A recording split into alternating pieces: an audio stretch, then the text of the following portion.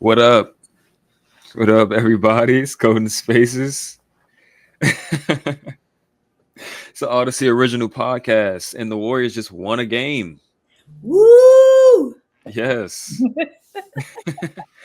Got Kariemah with me right now. How are you feeling after that win? They finally break their, 6-game losing streak? Yeah, I'm feeling good. I'm feeling good because it was a solid win. It wasn't ugly. It wasn't like, ooh, we had to claw and do all of these extra special things just to get this win. It was a complete team effort. Everybody chipped in. Everybody was feeling good, touching the ball. At times we thought maybe they weren't getting enough touches, some people, but overall this was a very solid, complete win that Mhm. you could just see the energy just coming through, that everybody was just like, we can't go out like this, y'all. We need this. And they produced. Facts. I mean, this the typical home win, right? They won every quarter except for the fourth quarter where the Rockets try to really get desperate and make a push at the end. Um, they Everybody shot the ball well. They hit 21 threes. 21 out of 43 threes is pretty hard to lose when you're shooting that well from three. And they hit 28 free throws. So it's hard to lose when you're getting that many free throws, making them, and getting that many threes and making them. The starters, everybody shot well from three. Steph hit 5 threes. And I mean, for those who don't know, he's averaging 5.5 3-point makes a game, which is the most in NBA history. He just finds a way to continue to push the I told envelope you higher. he'd make history again. Yeah, he's different. Klay finally got it going. He finally hit 20 points this season. 5 or 11 from three. Got it going early. I want to say he had 12 in the first quarter. He did. He did. Well, you knew that it was that concentration right there, that we are getting him going. That Mhm. is our goal, because as you know, on the Warriors broadcast, they kept letting us know that Curry had only taken one shot in the first quarter, So it was a conscious effort to, let's really feed Klay just to try to get him some mojo going, and it worked. Yeah, He hit his shots, yeah. thankfully. Clay's the type of guy, like, if he gets his rhythm shots and they're good looks, he's most likely going to hit them. It's when he doesn't get shots for a bunch of possessions in a row, and then he feels like he has to shoot, so he shoots Mhm. whatever is available to him, or even sometimes shots aren't available to him and he still shoots it. Right. So he only took 16 shots today, which is a pretty good number, I think, for him. Like, somewhere in that 16 to 18 range is the ideal spot for him, with most of them being open looks, and he hit them. Steph took 14 shots but 12 free throws, ended up with 32 points on 14 shots. Ridiculously efficient guy. And as we were saying in the pre-pod, like, there's guys hanging on his jersey. He's getting fouled every time he touches the ball. Dylan Brooks is just bumping him off his drive every time. Fred VanVleet got his hand in there, unfazed, Yeah. completely unfazed. He's just a different level, different caliber of player. Chris Paul, 15 points and 12 assists. Quietly, Chris Paul has been scoring the ball very, very well recently. Yes, he has. He's hit 17 of his last 32 threes, over 50%. That's pretty good. I mean, in those games, I want to say that's like the last maybe 8 or 9 games or something like that. So he's hitting multiple threes per game. He's letting it fly, and that's exactly what this team needs from him. He can't not be a scoring threat on this team. Exactly. And so we saw that really, really take like center stage this game. It was like, finally, this is what we're talking about. You're open, but you were too busy, like, well, let me pass, run all over the place. Dude, you're open for Mhm. a reason. Take the shot. So it was really good to see there was no hesitation. He just let it fly, kept things going. That's what we needed. And he, played with a quicker pace this time too, instead of really, dragging us down to this super, super slow pace where it was like, no, we're trying to run here, not walk. So let's Hmm. go. So it was like, oh, he got the memo. Keep up. Just Yeah.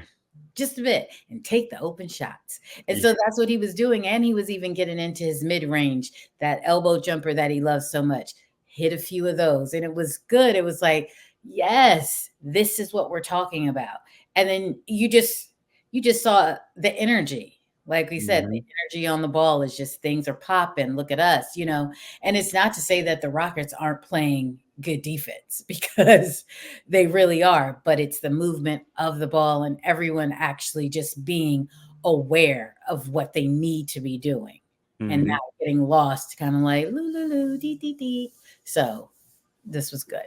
Yeah, for sure. Like this is a part of Chris Paul's evolution with the team and learning how to play with his team. For the majority of the time that he's played so far, it's been his game, right? Like the slow, methodical pick and roll in the Mhm. second unit. Even for the first unit, he'll come and slow things down. But as a part of like this whole process, they have to adjust to his game and he has to adjust to their game as well. Like you said, picking up the pace, playing within the flow of the offense, because you don't need to slow everything down, especially when you have a motion offense where everybody has to be a threat. So he has to be able to make that shift from point guard to scorer, Yeah. and he has to blend it in kind of seamlessly for this team to be the best version that it can be of itself.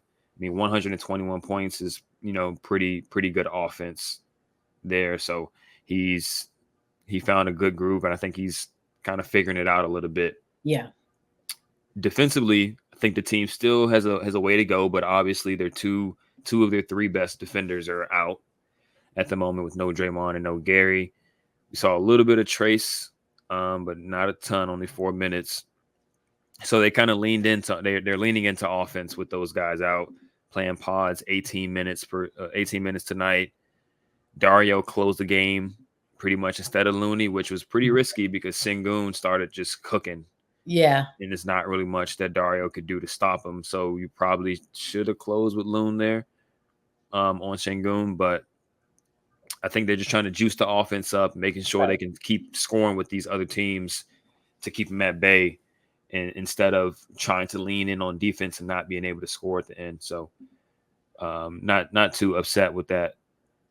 Yeah, I didn't think our defense was horrible at all. I really would point to Andrew Wiggins just really being super super solid on Mhm. defense. Like he was everywhere. He was on Fred. Like he was getting up in that and crashing the boards. Like you saw, and he almost had that put back dunk. That was just going to be, super crazy. But Mhm. look at him getting to the free throw line. I think he was also perfect at the line and the shot looks good. He's banking in threes, hit back to back threes, no less. So I think that carryover from the last game, it really just kind of opened things up for Wiggins. But his defense was really, really good. And I thought Looney was good too, but just, missing some of those layups, those that were just right there, which probably I think kind of forced Kerr to kind of just be like, you know Yeah. what? It's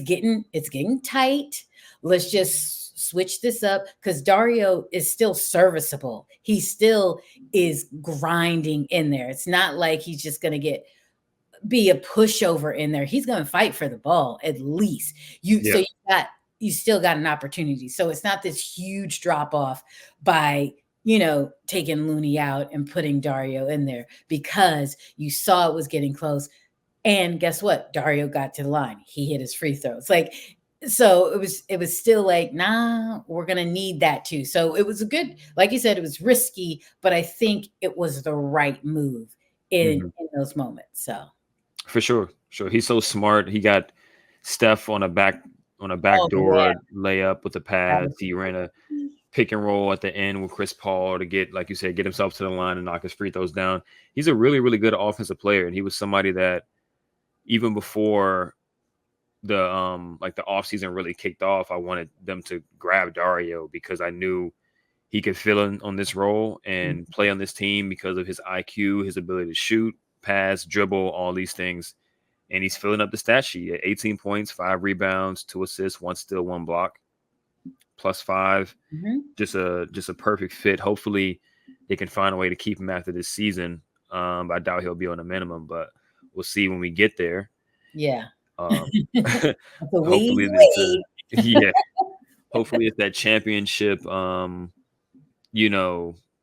persuasion of just staying on a championship team. But we'll see when we get there.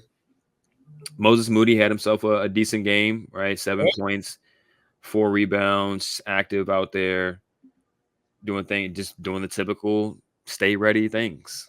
Exactly. Just mucking things up, getting in the passing lanes, getting on the ground, just, tipping balls out, grabbing those boards, and just being where he needed to be. And then, hey, nothing's happening. Guess what?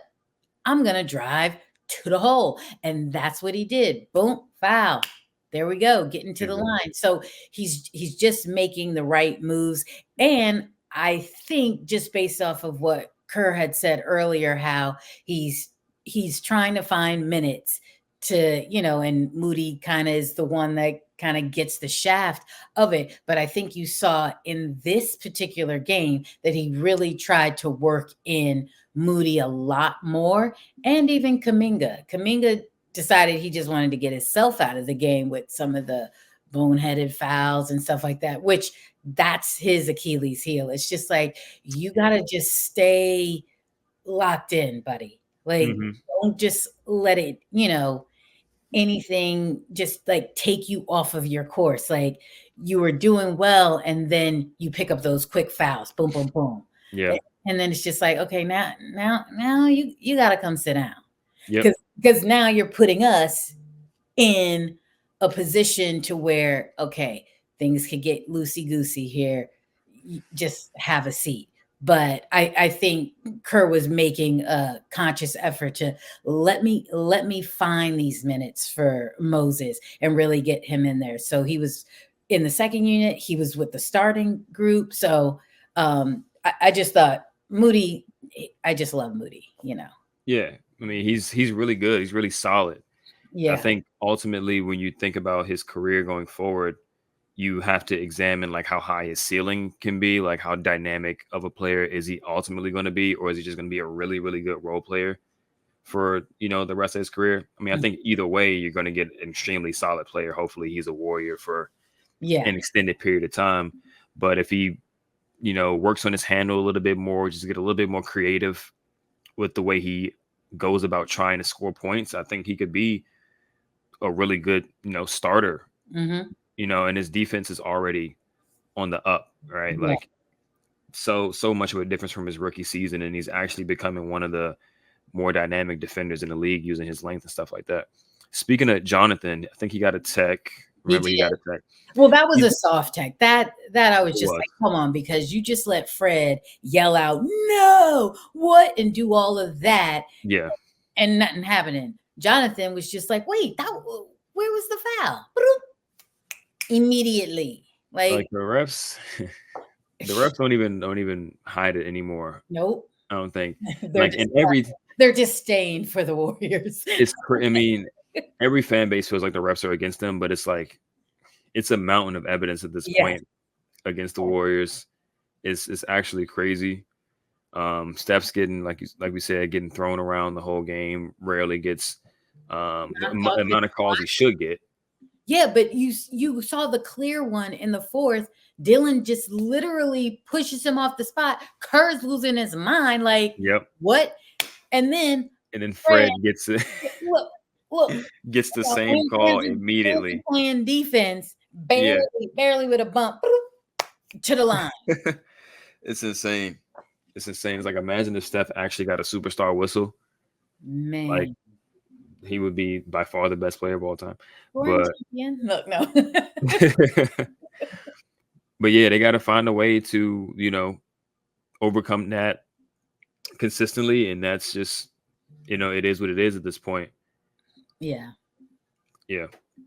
Okay. I mean, I think we covered this game as much as we can cover it. Like I said, like we said, this is like a super solid home win. Shot the ball extremely well, defended as well as they needed to get the win. Right, could have been a better defensive effort overall, but you take a win, especially after 6 straight losses. Now you're looking forward to um, the next few games. I think we got Phoenix next. Yeah. Phoenix next, where they're coming off of a high and everything, getting that win in Utah in double overtime, which that Mm-hmm. Evan fouled him. But anyway. He might have, yeah, he might. He was like, No, he really did. And landing space, he was all in marking space there. But mm-hmm. listen, that call, if it's us, it's going against us anyway. So, Oh, yeah. but Phoenix is really high on themselves right now. So it's going to be a charged up game. Definitely. I mean, it's going to be in Phoenix on Wednesday. On Wednesday, they got Book and KD. Mm-hmm. No Beal, no Draymond. Look, Beal's still out. Yeah, he might be out for like another few weeks. Oof. Back issues are extremely difficult to deal with. It's true. So that's something to monitor all year. Like if he's even going to be healthy, that changes their ceiling ultimately, I think, because they're just back in the same position you were last year with Book and KD and a bunch of just random guys. Right. Even though those guys are a little bit better this year than they were last year, but still the same. And no Draymond, no Gary, maybe. Hopefully they get Gary back, but who knows? I don't think Gary will be back on Wednesday. Maybe one after this, he might be back. But I don't see him being ready for Wednesday. Right. Which is unfortunate because he's one of the better Devin Booker defenders out there. Yep. And it allows Wiggins to be put on KD. So I'm curious to see how they start that game. They could put Klay back on KD like they did opening night. Which he did really well. He did a good job. He did. KD's in a groove now, though. So it might not matter who you put on him, to be honest. He's one of those guys. A little tough on him. Yeah, make it tough. Get physical with him. I mean, I think at this point, KD is like, if you're super physical with him, you can kind of get him off his game more so than in years past. Yeah. But that should be a good game. Let's take a look at the West standings, because the last time we checked, the Warriors were not in a good position. We was 10. And look, where we at? 10. 10. No, I'm just kidding. Are we still? We're still sitting at 10. Still sitting at 10. It's cool. If they, win this next game. So when they win this next game, we just start, racking up wins. That's how we like to think about this, Justin. I agree. This is a little stretch right here coming up. It's okay. Like the thing is, like even though they came back home, like we said in the previous pod, like these are all good teams that they've been playing. Like Cleveland's good, Minnesota's good, OKC's good, even Houston's good. Like Houston's right above us in the standings, and they've been beating a lot of good teams, even though they're kind of on a little skid right now. But now they got Phoenix, San Antonio, Sacramento with Fox, who just won 6 games in a row or something like that. Yeah, but didn't they just drop this game against the Pelicans? Oh, they might have. If they lost tonight, then yeah, they did. They just got smashed tonight. Okay. Yeah, and I was just like, wait, I had looked up and I was like, oh, the Kings are going to win this. Nope. Then all of a sudden, flip the script. Pelicans were just blowing them out. So, but that's the game we get Draymond back. So that will be interesting. Yeah, might get ejected again off his first game back. Like it's the Kings, Sabonis, and Mike Brown is going to be telling them he's just coming back off a suspension. Let's get him. Yeah. Like, okay. Could be. Mike knows this team like the back of his hand, and that always creates that. It acts for an interesting dynamic, right, to the whole thing. Like it just adds a different level of difficulty to that matchup. But the Warriors should probably they should definitely take it a game at a time. Well, because you can't look too far ahead. You cannot, lost 6 games in a cannot. row. Nope. Cannot. You got to start focusing on each individual matchup and going into that game trying to win because you need to work your way up the standings, start Yeah. stacking, and get on a run. Because once you start taking it a game at a time, and then next thing you know, you done won 5, 6 in a row, and now you're really cooking. Right. So, and that's the one thing I think about this team that is we haven't yet seen this team at their best. Like if we've seen this team play near its best and it's still not enough, then you can say, okay, maybe this team just doesn't have it. But so far this season, one, when have they been healthy and Right. all available for an extended stretch? At no point. All Right. right. Draymond's missed what, how many games at this point? Like 6, whether health or suspension. Right. um, that in itself just, that's another thing in itself. But outside of that, Wiggins is just now getting into a groove, it feels like. Yep. Klay was in a Okay. decent groove early, but he was out of it. Now he's hopefully trying to get back into it.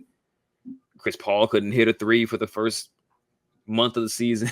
Like so many things were going against them early on. And when they get an extended stretch where things aren't like that, I think we can see a much different team. Then we can exactly, because even early on going through all of that, we were on the road and we Hmm. were winning. So, I mean, it took some stuff to get us those wins, but we did it with still being so, unbalanced and everything. We saw the second unit just like carry us, to these Yep. wins. So now, to come back home and be on this like losing streak, which we had already circled like, oh, they should win this, they should win this, they should win this. We're at home. Like there's no reason why, yet people still didn't show up that we thought would show up. And then Hmm. you have a suspension and all of those things. So now we hope, just moving forward, we get the pieces back and everybody has now found their legs and we can really see what this team can be. For sure. For sure. Hopefully we get a big CP3 game back in Phoenix. This is his first time First time back in Phoenix. back, might be a little jittery. Just kidding. Yeah. I mean, he's definitely starting Well, based yeah, on that. that seems to be kind of like how it is. If Draymond is out, Chris will Yeah. start, you know. It wasn't, it hasn't been bad. I It have hasn't. I have to, say initially I'm like, I don't really like this. However, it's worked out. It So has. we keep going with it until, the rightful people are in their places. Hmm. And, we just go with it. So Yeah. They've held up a little bit better defensively than anticipated, though they aren't like a lockdown defensive lineup, but they are working out offensively. I mean, he was a plus 12 today, team high plus 12. okay. So I mean, he finds ways to win his minutes. Um, I'm just I would love for those minutes to be down a little bit for those guys. Like he's at Yeah. 34, Steph's at 35, Klay's at 31. I would like to see all those guys under 30 Mhm. consistently. I mean, that would be a good indication that they're sitting in the fourth quarter because they're blowing another team out. Right. And it would be another indication that the young guys or the bench guys are just playing really well and earning those minutes going up. So something to look out for over the course of the season because they're going to need their legs come playoff time. Exactly. Um, okay. So other things going on, right? We keep hearing about guys asking out and what teams would be best for them and all this stuff. How do you feel about the Warriors and potentially making trades later on in the season? See, I think what we have is good enough. Hmm. Like, I don't think we need to be doing any kind of trading or anything like that. If we're picking up people, okay, but I don't think we need to be sending people out. Like, Hmm. I think we stick with who we have, because we have seen that the second unit can work and can win its minutes Yep. while Curry sits. We've seen it happen. And we know that our true starting five can get it done. Listen, it's gonna come. I just don't think, come trade deadline, that we should be moving off of Jonathan Kaminga, because that seems to be like the name out there to move him. Mm. I just don't see it. I just feel like the work that's being done to just move off of him. Now who are we going to try to bring in now? To now Hmm. they've got to learn the system and everything like that. I'm kind of just like, this is who we got. Let them at least work it out to get there. Like, can we get to 20 games? We ain't even at 20 games. And Yeah. everybody already like, oh, we should trade them. We should da da da da. Everybody just bugs out so quickly that I'm just like, let's give it time to actually marinate, Let's Hmm. see us at full strength. And then we can talk. But we haven't seen that yet. So when we see it, then we can make an assessment. But I don't think anybody should be getting moved. But you Mm. clearly think otherwise. Me? Yeah, who? Who you trying to get rid of? Oh, no. I don't think so. I don't think so. I mean, I agree with you totally. I think, well, the two big names that you keep seeing online, for one is Mhm. Kaminga, as you said. The other is Klay. Like, yeah. Everyone wants to trade Klay, and I understand wanting Klay to play better. I understand wanting someone who is more reliable as a shot creator, as the second option and stuff, instead of having Klay Thompson there. But I don't think you accomplish that by getting rid of Klay, because Right. that just opens up another can of worms of issues that now exist because you don't have everything that Klay brings to you, which is elite shooting, Yep. elite gravity. So even if he's not hitting shots, teams will still guard him in his jersey as if he's just As hit 10 threes in a row, exactly. Exactly. which opens the floor up for all these other dudes. And then, as much as people want to talk about his defense, he does scale up and down on defense, right? He guards twos on switches, he guards fives on switches, fours. Like, Yeah. a part of the reason why the Warriors have been so good defensively over the years is because they can switch everybody. And he's a big reason why they can do that and still do that in their best lineups. So I'm not trading Klay, especially not trading him for Zachary LaVine. I like Zach. Look, I'm a Zach guy. we like Zach in the dunking contest. We do. We In the do. dunking Okay. contest. I'm just saying, like, But people need to realize, like, everything that goes into trades, right? It's just not a player for a player, right? It's money right. for money. It's fit. It's continuity. It's chemistry. It's a Mm-hmm. locker room dynamic. It's the fact that one guy has been on this team and won 4 championships, and your very best player in franchise history is pretty close friends with this guy. I Um, they have like this that might, nickname. yeah, they have like a nickname. It's like an entire brand together. Like, it's just that that wouldn't Yeah. make a lot of sense to separate those guys in that kind of way. But let's just talk about money wise, right? Zach makes over 40 mil. Klay makes 40 mil this year, and he will never make close to that in a single season ever again. I think it's Nope. pretty obvious, right? Meanwhile, Zach is going to make 45 next year, and then 47, and then 49. So talk about a payroll, Right. right? That's just not going to be smart to bring that type of contract onto your team unless you know you have like an all NBA top 15, top 12 player in the league, right? If you're trading for Devin Booker, sure. Let's talk about it. Yeah, let's talk about it, right? You know? If you're trading for somebody of that caliber, then by all means, you might have to pull that trigger.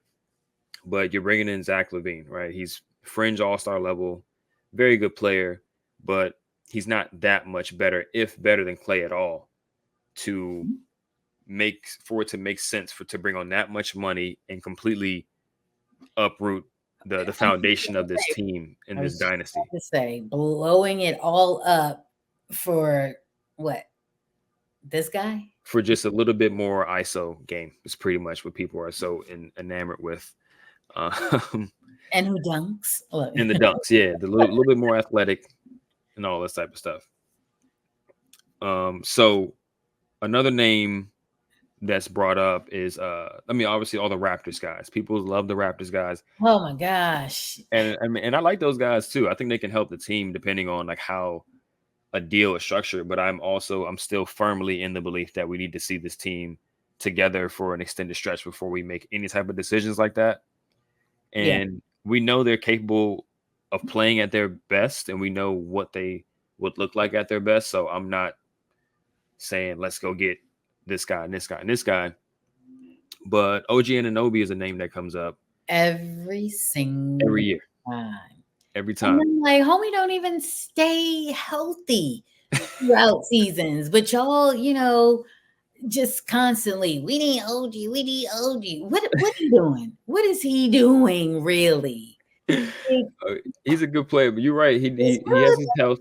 He has his health issues for sure. Exactly. He's also valued at Michael Jordan levels, according to Masai Ujiri. Okay. They want an arm and a leg, and the other arm and the other leg as well for that guy. Right, and don't forget your mamas too. So Yeah, like it's like it's not gonna happen.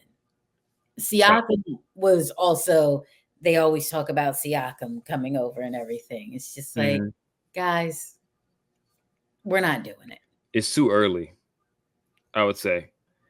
I would say it's too early. And I've thought about these things, and came up with scenarios about if we were to go after this player, what would that trade package look like, and all that type of stuff.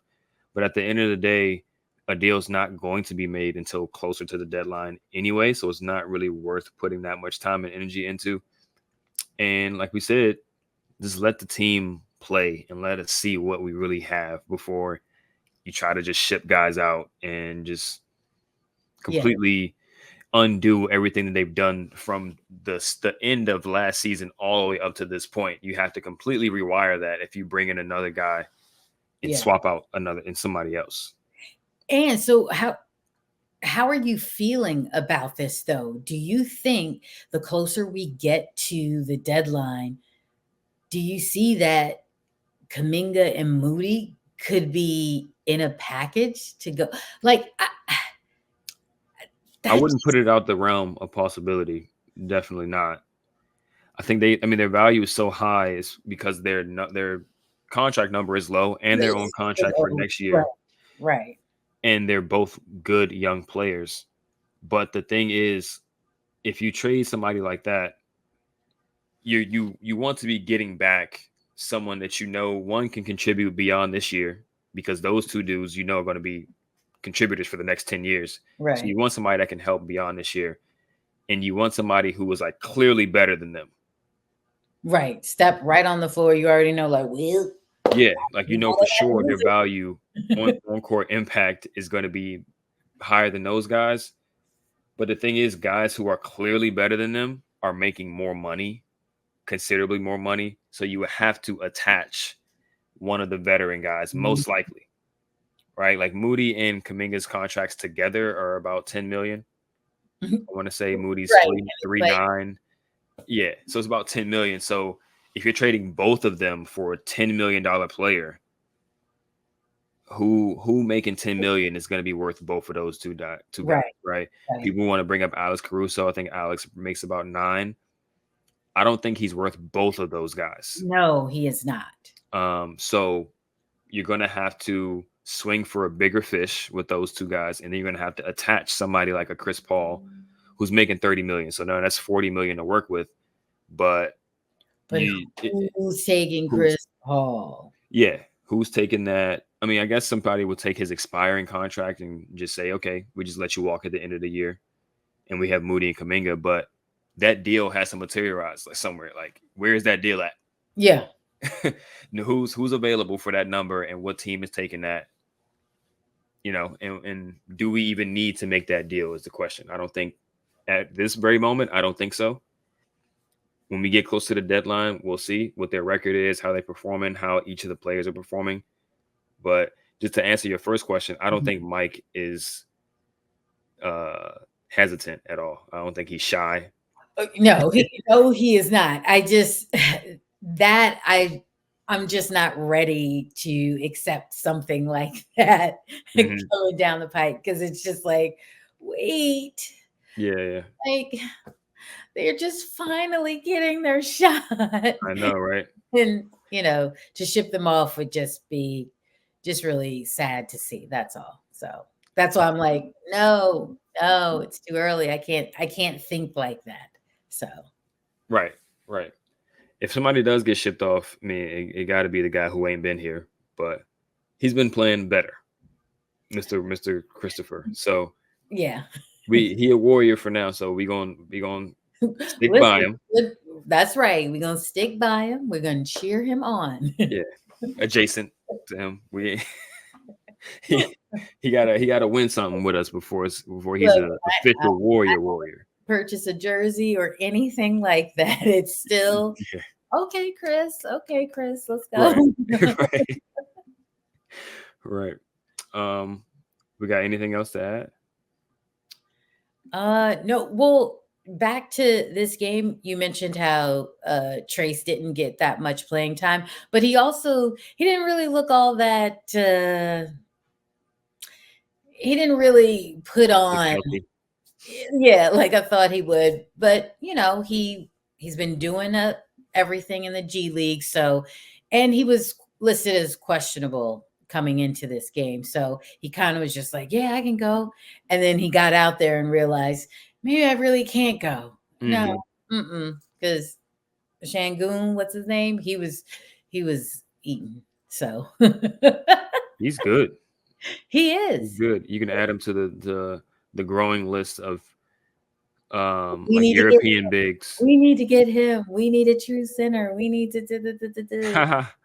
If Looney misses two layups, it's like, oh my gosh, why is he in the game? It's like, yeah, we get upset if he misses those easy layups, but just look at the entire package of Looney and what he brings. That's why you don't get rid of Looney. Okay. Mm-hmm. And look at him making his free throws. I just want to shout out Loon Dog for that because Shout out to Loon. he's looking really good at that line. So I'm like, Yeah, right, he's been working on him.